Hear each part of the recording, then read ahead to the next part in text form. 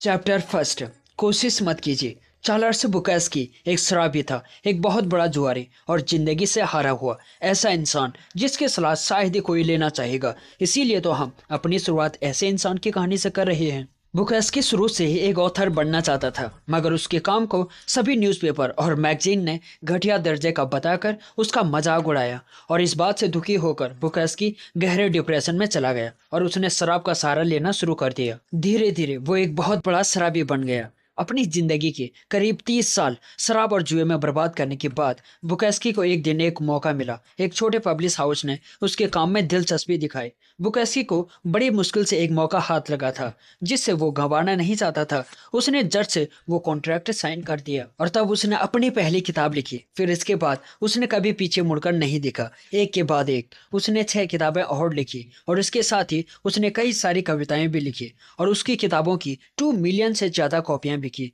ये उसके लिए एक बहुत बड़ी कामयाबी थी। अमेरिकन ड्रीम में कहा जाता है कि हमेशा कोशिश करते रहिए, कभी हार मत मानो। लेकिन बुकास्की की कब्र के पत्थर पर लिखा था, कोशिश मत कीजिए। बुकास्की के काम की खास बात ये नहीं थी कि हारने के बावजूद उसने कोशिश जारी रखी, बल्कि ये है कि उसने खुद को बुरे से बुरे हालात में स्वीकार किया। उसे ज्यादा फर्क नहीं पड़ा जब कामयाबी उसके हाथ लगी। ना ही वो पहले से अच्छा और सुधरा हुआ इंसान बन गया और ना ही उसके सक्सेसफुल बनने में उसकी अच्छाई का कोई हाथ था। हम सब अपनी जिंदगी में कभी ऐसे दौर से गुजरते हैं जहां हालात बद से बदतर होते हैं। जैसे कि मान लीजिए आपको बहुत ज्यादा गुस्सा आता है, इतना गुस्सा कि आप खुद पे काबू नहीं रख पाते हैं और आप इससे काबू नहीं रख पाते हैं। ये सोचकर आपका गुस्सा और भी बढ़ जाता है। जरा सोचिए कितनी मजे की बात है कि आपको इस बात पर गुस्सा आता है कि आपको बहुत ज्यादा गुस्सा आता है। आप इस गुस्से से बचने का कोई रास्ता निकालना चाहते हैं पर निकाल नहीं पा रहे हैं।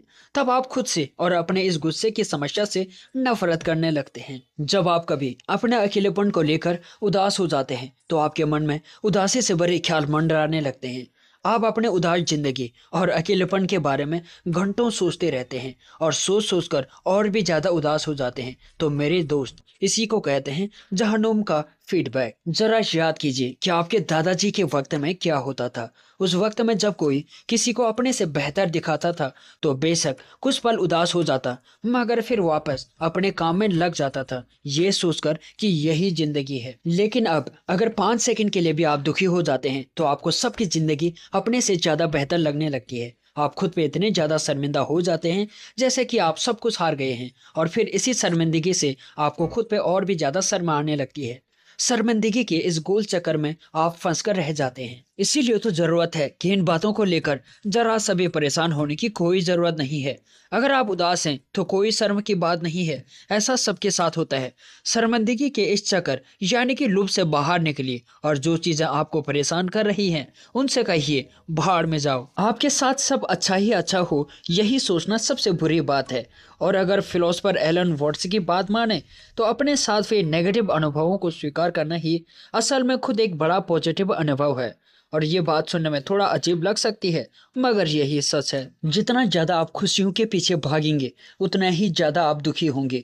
दूसरे शब्दों में कहें तो ऐसी कोशिश भी ना करें। क्या आपने कभी गौर किया है, जब आप किसी बात के लिए केयरलेस होते हैं तो वही चीज आपको आसानी से मिल जाती है, बजाय इसके जब आप उसके पीछे भागते हैं। जैसे जब आप जिम जाते हैं तब वर्कआउट करने में आपको काफी ज्यादा दर्द सहना पड़ता है, लेकिन इस दर्द का इनाम आपको मिलता है स्ट्रांग बॉडी के रूप में।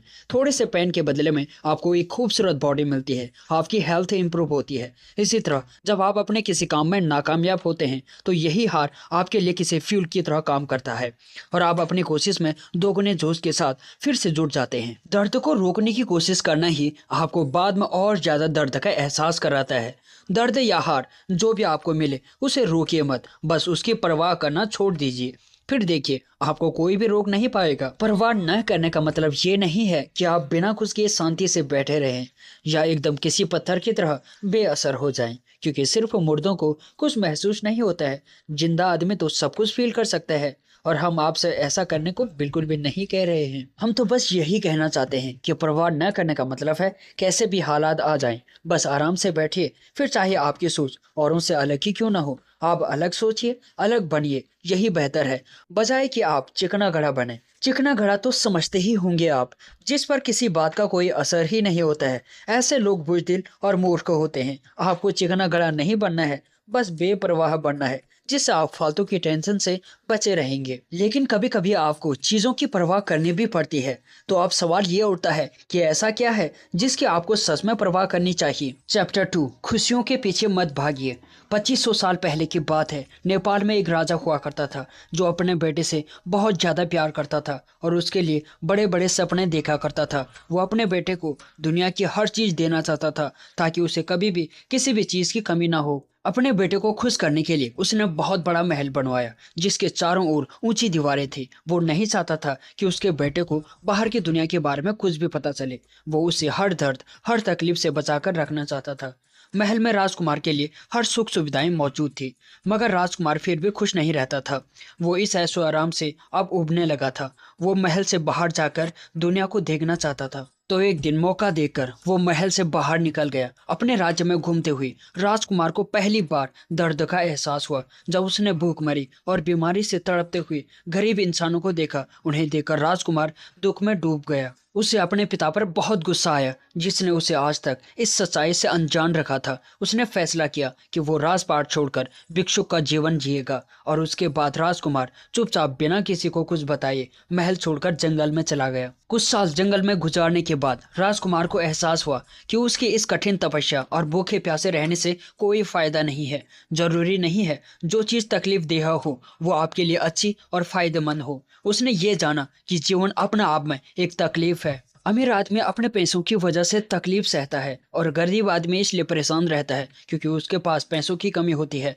असल बात तो ये है कि खुशी का कोई पैमाना ही नहीं होता है। कुछ हासिल करने का ये मतलब नहीं है कि अब आप हमेशा के लिए खुश रहेंगे। हम तकलीफ इसलिए सहते हैं क्योंकि इससे हम इंस्पायर होते हैं, इससे हमारे अंदर कुछ बदलाव आते हैं और जीवन में बदलाव बेहद जरूरी है। हमारे जीवन की तकलीफें हमें लड़ने की ताकत देती हैं और हम हर हाल में खुद को बचाए रखने की जिद करते हैं। दर्द ही हमें सिखाता है कि हम चीज़ों पर ध्यान दें जब हम लापरवाह होते हैं। इसीलिए तो खुशियाँ और सुख सुविधाएं हमेशा ही बेस्ट ऑप्शन नहीं होती हैं। कभी कभी दर्द भी जरूरी होता है। यहाँ तक कि साइकोलॉजिकल पेन भी बड़े काम की चीज़ है जो हमें भविष्य के बेहतर फैसले लेना सिखाती है। खुशियाँ कभी भी बिना मुसीबतों से लड़े नहीं पाई जा सकती हैं। दूसरे शब्दों में कहें तो परेशानियों का दूसरा नाम ही खुशियां हैं, क्योंकि जब आप अपने समस्याओं को सुलझा लेते हैं तो खुशी खुद ब खुद आपके चेहरे पर झलकने लगती है। तो इस तरह अपनी तकलीफों को अवॉइड करना ही आपकी खुशियों की चाबी है। यहाँ पर खुशी का कीवर्ड असल में प्रॉब्लम को सॉल्व करना है। हमारे इमोशंस आखिर क्या हैं? भावनाएं यानी कि इमोशंस दरअसल हमारा दिमाग ही तो है जो हमें बताता है कि कुछ गलत हो रहा है और उसे ठीक किया जाना चाहिए। सीधे साधे शब्दों में कहें तो हमारे नेगेटिव इमोशंस हमें एक्शन लेने के लिए मजबूर करते हैं। वहीं दूसरी तरफ हमारे पॉजिटिव इमोशन का मतलब है कि हमारा दिमाग हमें सही चीज करने के लिए इनाम दे रहा है। अब सवाल ये उठता है कि आप अपने जीवन में करना क्या चाहते हैं? इस सवाल में कोई खास बात नहीं है। ये सवाल बहुत ही आम सवाल है। इसके बजाय सवाल ये होना चाहिए कि आप अपने जीवन में किस तरह की तकलीफ से गुजरना चाहते हैं। ज्यादातर लोग सिर्फ बिना किसी तकलीफ के रिवॉर्ड चाहते हैं। इससे बुरा और क्या हो सकता है कि बिना कुछ किए आपको सब कुछ मिल जाए। तो अपने लिए खुद ही तकलीफ चुन लीजिए, क्योंकि आखिर तो जिंदगी आपको फिर भी दर्द ही देगी और वो आपके लिए किसी दर्दनाक से कम नहीं होगा। चैप्टर 3, आप औरों से अलग नहीं हैं। एक आदमी जिसका नाम जिमी था हमेशा कोई न कोई बिजनेस आइडिया सोचता रहता था। उसकी जिंदगी बहुत बढ़िया गुजर रही थी। वो अपने माँ बाप के पैसों पर जी रहा था। जितना वो अपने बिजनेस आइडिया पर खर्च करता उतना ही बाद में पैसा उड़ा भी देता। उसका कोई भी आइडिया कभी भी सफल नहीं हुआ, मगर जिस तरीके से वो बातें करता था और खुद पर यकीन रखता था वो बहुत ही प्रभावशाली था। उसका ये अंदाज आपको उसका फैन बना देगा, फिर भले ही आप उसकी असलियत से वाकिफ ही क्यों ना हो। ये 1960 की बात थी जब इस ख्याल की शुरुआत हुई कि हम सब अलग और अपने आप में अनोखे हैं। अब उस दौर में सबको यही लगता था कि वो कुछ खास है, मगर कुछ सालों बाद लोगों को एहसास हुआ कि असल में ऐसा बिल्कुल भी नहीं है। इस दुनिया में हर कोई बेहतरीन करने के लिए ही बना है। फेल होना हमारी ग्रोथ का एक जरूरी हिस्सा है जिससे हम सबको गुजरना पड़ता है।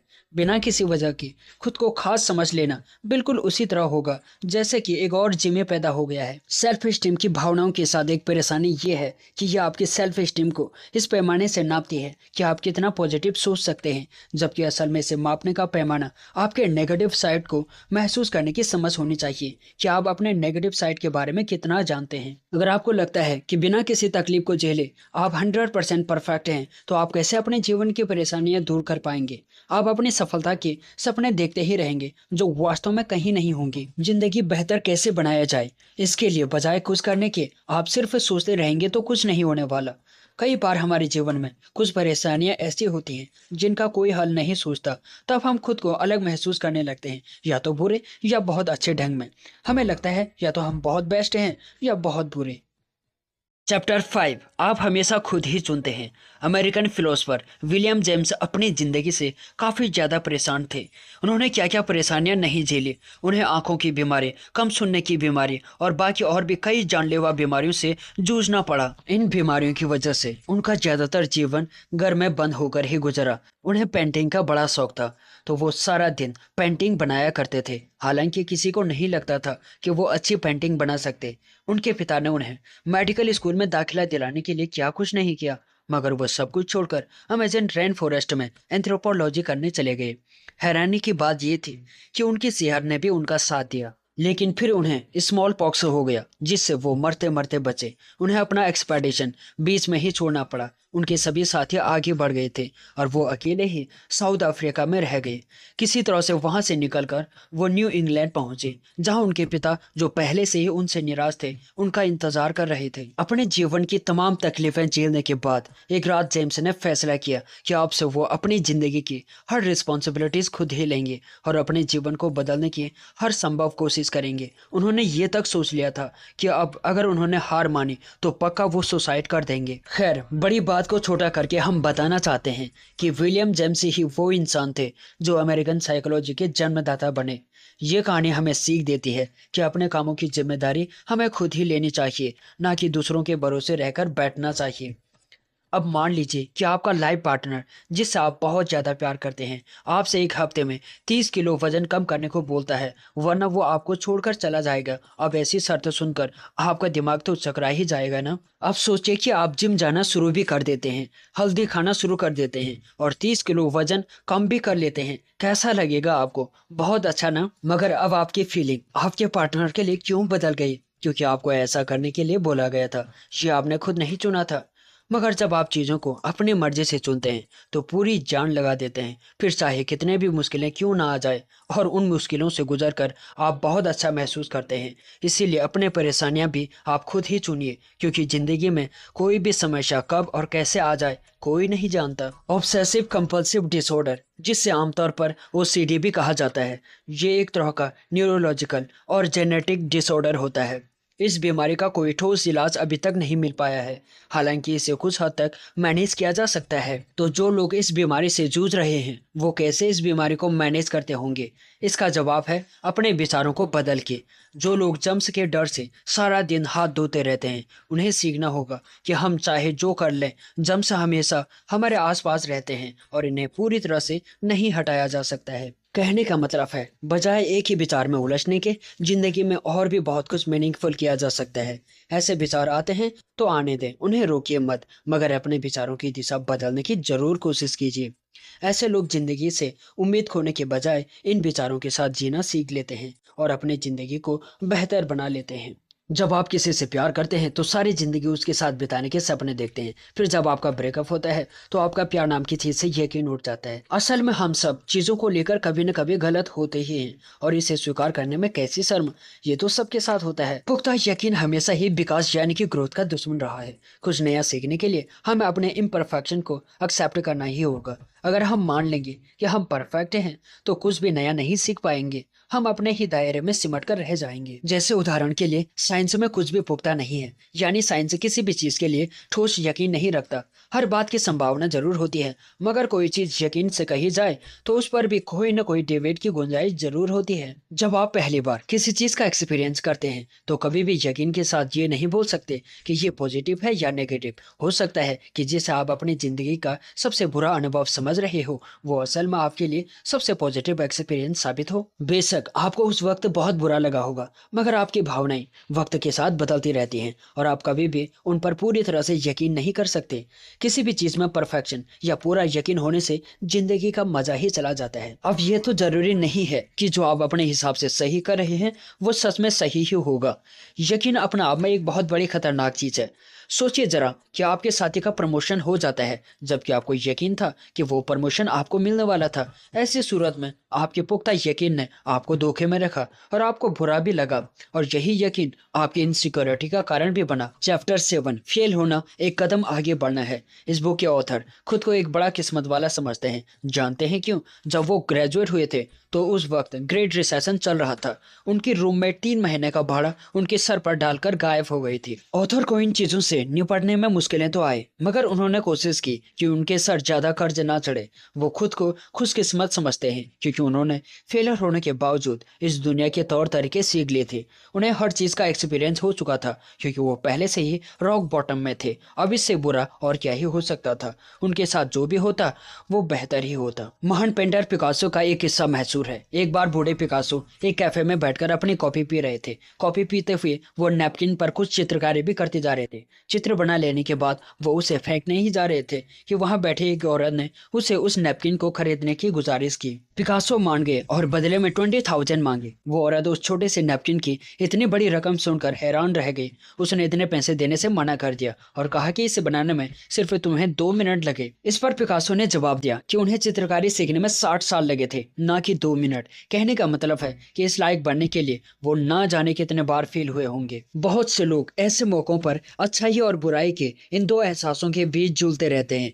हालांकि सच तो ये है कि ऐसी कोई भी परेशानी या पर्सनल प्रॉब्लम नहीं है या सिर्फ आपके साथ ही नहीं घट रही है। ऐसे कई और लोग भी होंगे जो दुनिया में बिल्कुल आप ही के जैसे हालात से जूझ रहे होंगे। ऐसा सोचने से बेशक आपकी तकलीफ कम नहीं हो जाएगी, मगर आपको ये जरूर पता चल जाएगा कि आप औरों से अलग नहीं हैं। आजकल ये बहुत आम हो गया है कि अक्सर स्पीकर को बैन कर दिया जाता है या स्कूल के कैरिकुलम से कोई किताब हटवा दी जाती है क्योंकि उनसे किसी की भावनाओं को ठेस पहुंच रही थी।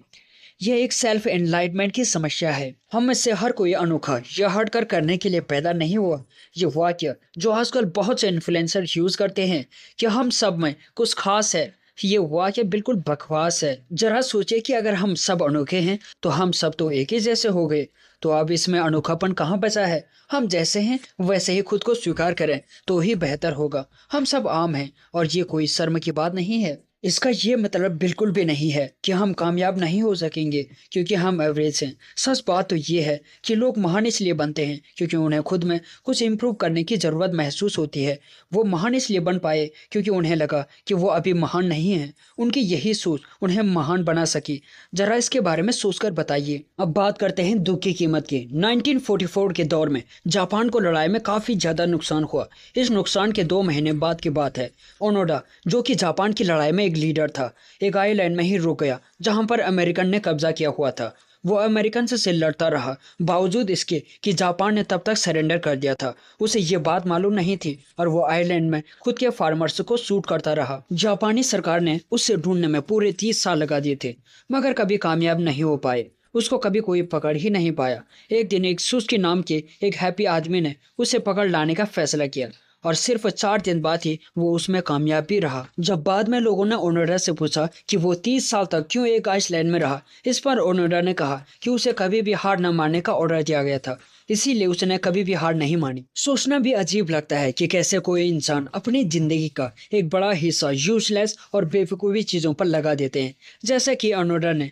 अपनी जिंदगी के 30 साल कीड़े खाकर गंदगी में सोकर एक ऐसी लड़ाई लड़ने में लगा दिए जो हो ही नहीं रहा था। अब बात करते हैं खुशी की। देखा जाए तो ये सबसे बड़ी वैल्यू है, मगर हम हर चीज़ सिर्फ खुशी की खातिर तो नहीं करते हैं और ज़िंदगी कभी भी परफेक्ट नहीं होती है। हालांकि लोग कोशिश जरूर करते हैं। आपको दुख मिलेंगे ही मिलेंगे, और अगर आपने इन दुखों को दूर रखने की फिजूल कोशिश भी की तो यकीनन आप और ज़्यादा दुखी होंगे क्योंकि दुख तो आते रहेंगे। बस आपको उनसे कुछ सीखने का तरीका निकालना होगा। सफलता को कभी भी धन से मत आंकिए कि आपके पास कितना पैसा है या आपकी बीवी कितनी खूबसूरत है वगैरह वगैरह। इसके बजाय आप कितने ईमानदार हैं, कितने मेहनती हैं औरों के लिए आपके दिल में कितना प्यार है जैसी बातें मायने रखती हैं, ना कि आपका जोड़ा हुआ पैसा या गाड़ी या बंगला। जो लोग अपने पैसों का रौब दिखाते हैं वो न सिर्फ चिचोरे लगते हैं बल्कि एक तरह से बेवकूफ भी होते हैं। ये बात याद रखिए कि हम इंसान हैं, कोई रोबोट नहीं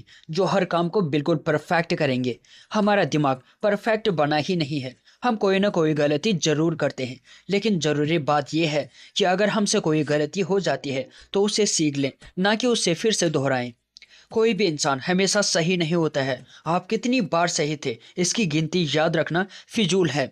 इससे आपको कुछ भी नया सीखने को नहीं मिलेगा।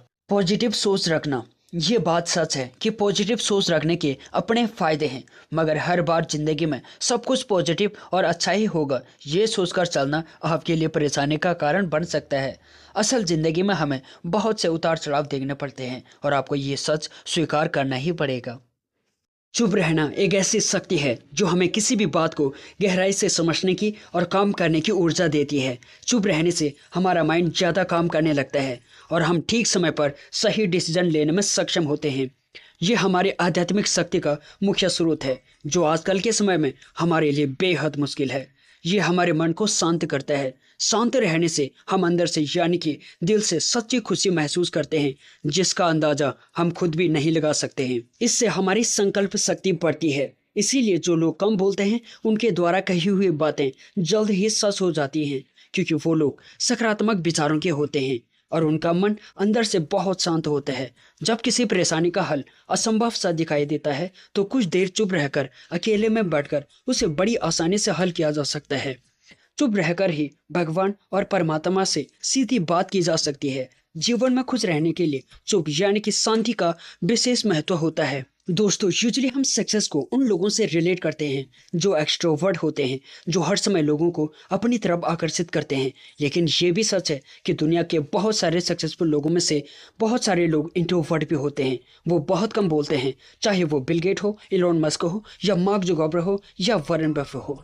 इन लोगों में कुछ ऐसा है जो इन्हें दूसरे सक्सेसफुल लोगों से ज़्यादा ऑब्जर्वर, फोकस्ड और इन्फ्लुएंशियल बनाता है। इसीलिए आज हम इन्हीं हाईली सक्सेसफुल लोगों की इस पावर के बारे में बात करेंगे और जितना ज़रूरत हो सिर्फ उतना ही बोलने की कोशिश करेंगे। तो चलिए शुरू करते हैं। साइलेंट लोग अच्छे ऑब्जर्वर होते हैं।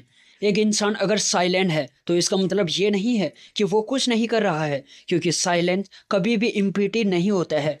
साइलेंस अक्सर ऐसी चीज़ें होती हैं जो बात करने से नहीं समझी जा सकती हैं। जब साइलेंट लोग या इंट्रोवर्ट लोग जब किसी से बात नहीं कर रहे होते हैं तो उसका मतलब ये बिल्कुल भी नहीं है कि वो टाइम वेस्ट कर रहे हैं, बल्कि वो अपने एनवायरनमेंट को ऑब्जर्व कर रहे होते हैं। किसी चीज़ को ऑब्जर्व करने का ये मतलब है कि आप वहाँ से कुछ इन्फॉर्मेशन निकाल रहे हैं। साइलेंट या इंट्रोवर्ट लोग उस इन्फॉर्मेशन को यूज़ कर रहे होते हैं लोगों का बिहेवियर समझने के लिए, अपने आप को एक उचित दिशा में ले जाने के लिए और फ्यूचर को प्रेडिक्ट करने के लिए। जब आपकी ऑब्जर्वेशनल स्किल स्ट्रांग हो जाती है तब आप अपनी तरफ आती चुनौतियां और टफ सिचुएशन को प्रेडिक्ट कर सकते हैं और उसी को दिमाग में रखकर काम कर सकते हैं। और यही चीज़ साइलेंट लोगों को ज़्यादा बोलने वाले लोगों से अलग बनाती है। नंबर 2, साइलेंट लोग सेल्फ अवेयर होते हैं। साइलेंट लोग ज़्यादातर टाइम यही सोच रहे होते हैं कि लोग उन्हें किस नज़रिए से देख रहे हैं। इंट्रोवर्ट लोग चाहते हैं कि उन्हें सीरियसली लें, तभी वो अपने बिहेवियर, अपने वर्ड, अपने बॉडी लैंग्वेज को कॉन्शियसली मैनेज करते हैं। एक इंट्रोवर्ट को अच्छे से पता होता है कि उसकी स्ट्रेंथ और वीकनेस क्या है और किन एरियाज में उसे अपने आप को इम्प्रूव करने की ज़रूरत है। जब एक इंसान को अपनी ताकत और कमजोरी का पता होता है तभी वो उस पर एक्शन ले सकता है और अपने आप को बेहतर बना सकता है। नंबर 3, साइलेंट लोग ज़्यादा क्रिएटिव और ओरिजिनल होते हैं। यहाँ एक्सट्रोवर्ट में अपने ग्रुप की मेन स्ट्रीम और पावरफुल वैल्यूज़ को अपडेट करने की इच्छा ज़्यादा होती है। वहीं इंट्रोवर्ट में अपने चॉइसेस को प्रेफर करने की इच्छा ज़्यादा होती है, भले ही उनका ओपोनेंट पावरफुल ओपोनेंट से अलग ही क्यों ना हो। ऐसा इसलिए होता है क्योंकि इंट्रोवर्ट्स अपने साथ ज़्यादा टाइम स्पेंड करते हैं। वो अपने आइडियाज़ और व्यूज़ को रिफाइन कर पाते हैं और वो किसी भी ग्रुप का हिस्सा बनने के लिए ब्लाइंडली किसी भी चीज़ को फॉलो नहीं करते हैं। एल्बर्ट आइंस्टीन कहते हैं, एक शांत जिंदगी में मौजूद स्टेबिलिटी और सॉलिट्यूड हमारी क्रिएटिविटी को बढ़ाता है। नंबर 4, साइलेंट लोगों में सेल्फ कंट्रोल ज़्यादा होता है। साइलेंट लोगों को ये पता होता है कि सिचुएशन क्या डिमांड कर रही है और वो उसी हिसाब से एक्ट करते हैं। उनके इस क्वालिटी की वजह से दूसरे लोग उन पर ट्रस्ट करते हैं और उनको रिलायबल मानते हैं, भले ही वो किसी प्लान को सीक्रेट रखना हो या अपने दोस्तों की बातों को सिर्फ अपने तक रखना हो। साइलेंट लोगों के अंदर इतना सेल्फ कंट्रोल होता है कि वो कभी भी कोई भी ऐसी चीज नहीं करते हैं जिससे उन्हें बाद में शर्मिंदगी हो या दूसरे लोग उनसे डिसअपॉइंट हो। नंबर 5, साइलेंट और इंट्रोवर्ट लोग आत्मनिर्भर होते हैं। जहां एक्सट्रोवर्ट को अपनी एनर्जी दूसरों से मिलती है, वहीं इंट्रोवर्ट अकेले रहना ज़्यादा प्रेफर करते हैं और बिना किसी एक्सटर्नल सोर्स के ही खुद को रिचार्ज कर पाते हैं।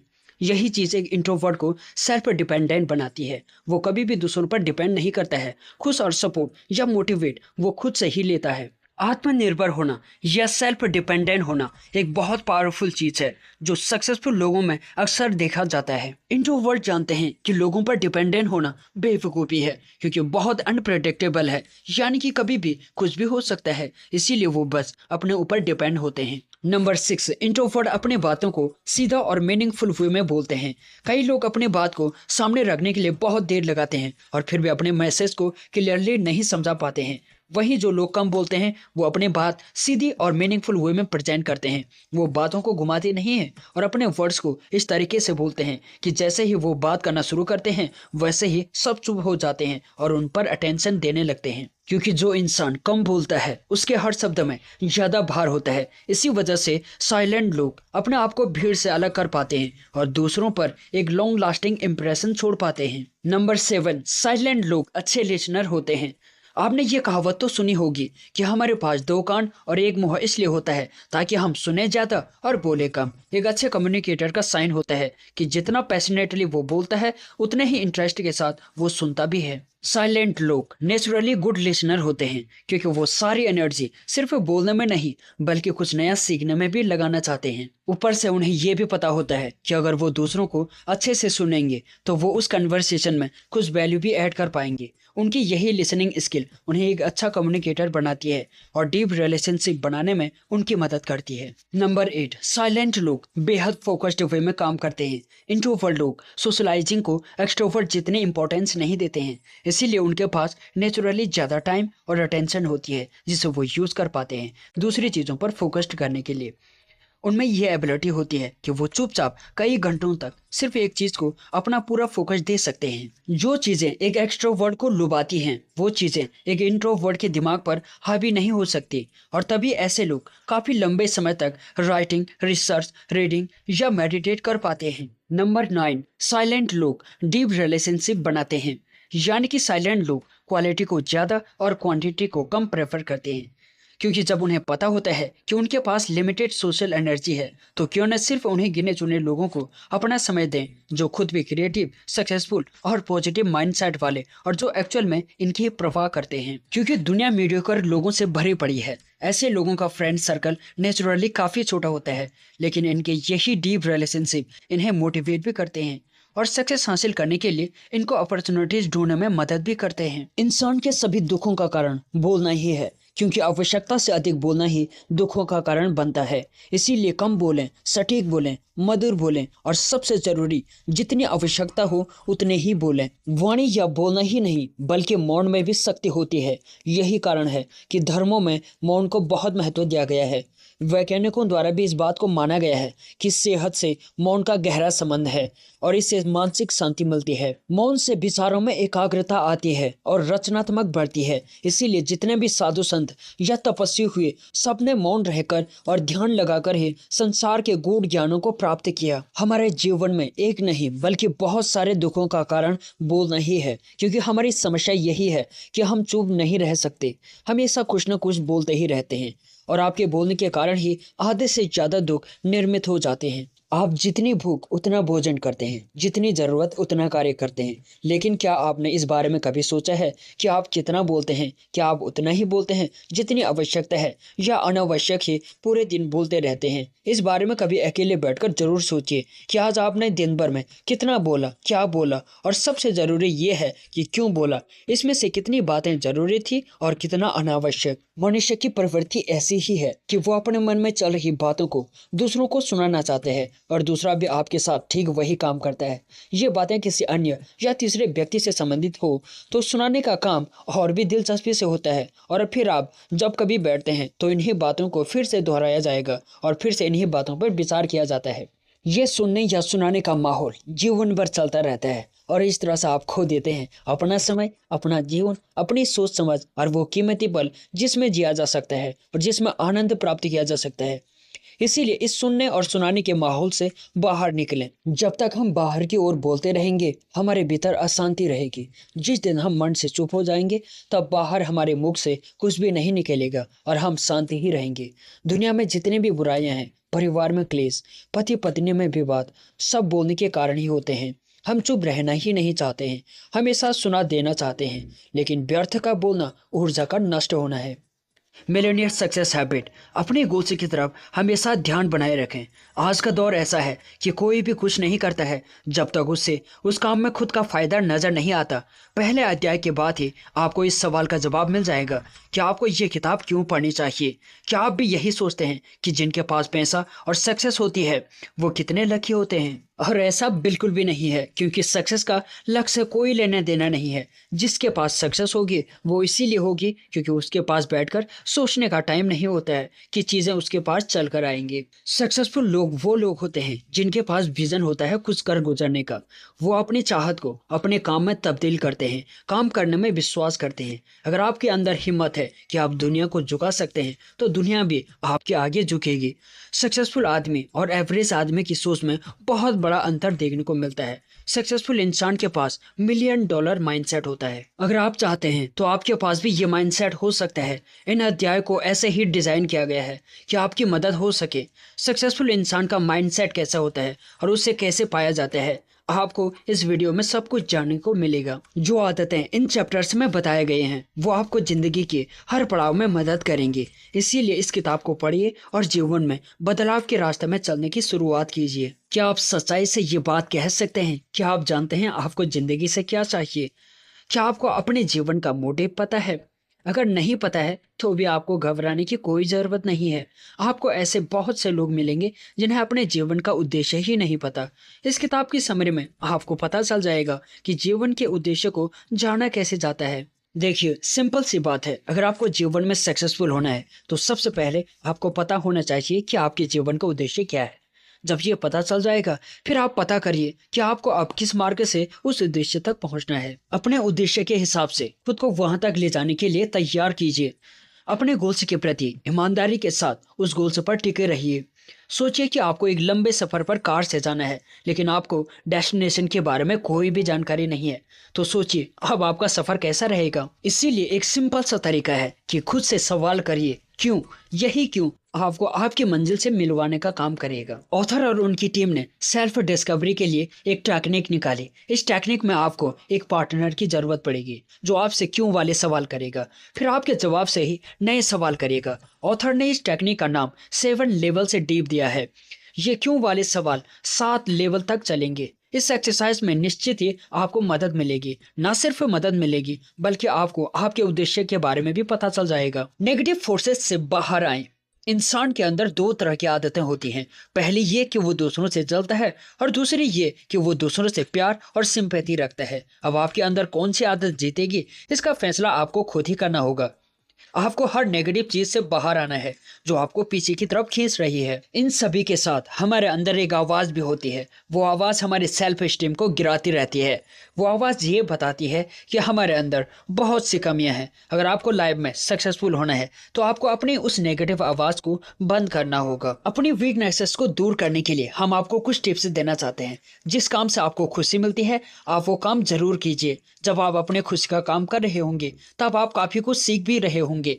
नई स्किल्स को सीखने में अपने समय का इन्वेस्टमेंट जरूर करें। अगर आपको सक्सेसफुल बनना है तो आज से नहीं बल्कि अभी से सिर्फ और सिर्फ सक्सेसफुल लोगों की ही एडवाइस सुनिए। आपको बहुत से लोग मिलेंगे एडवाइस देने वाले, लेकिन आपको तय करना है कि जिसकी एडवाइस आप ले रहे हैं उस इंसान ने उस फील्ड में क्या किया है।